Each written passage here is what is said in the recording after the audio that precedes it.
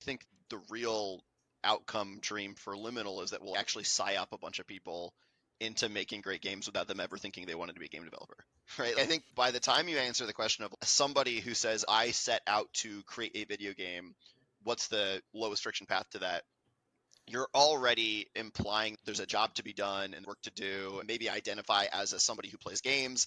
I love games. And the reality is that's still a relatively small percentage of the population. The example I always use is like Final Cut Pro was amazing for democratizing video. And YouTube is one of the greatest things I think ever happened to humanity, right? Just the information sharing and what it empowered people to do. What took video as a medium from the world of nerds to the world of culture is TikTok, right? It never tried to say, we're going to teach you to be a video editor. We're going to teach you to make films. We're going to teach you to make educational videos. It just said, go dance with your friends and be goofy with the camera in your pocket. It was just a game, a toy. All the great things in the future start as toys. The motivation to arrive in that ecosystem was never the outcome or the skill.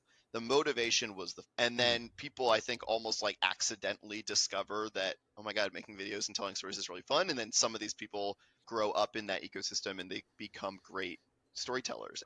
Our dream is that while there will be many ways to make great 3D interactive content with AI tools, I don't think Liminal is the only path.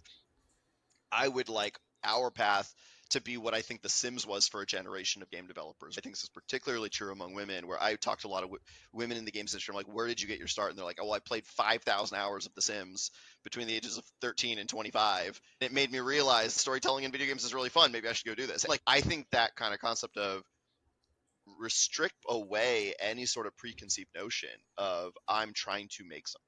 Strip away any preconceived notion of I have to have a job that I'm training for, and just say, in your heart, there is a desire to be creative. You can give a 6-year-old crayons and they will draw on the wall immediately, right?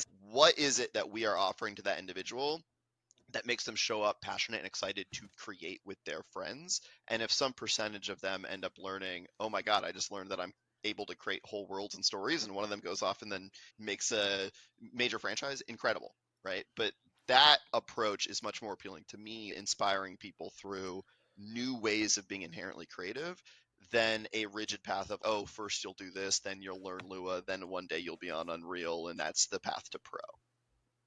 So I like this remove the immediate paywall or tax of you have to be a pro mentality. And I like how you lined up the Final Cut Pro, YouTube, TikTok sort of path that happened in video.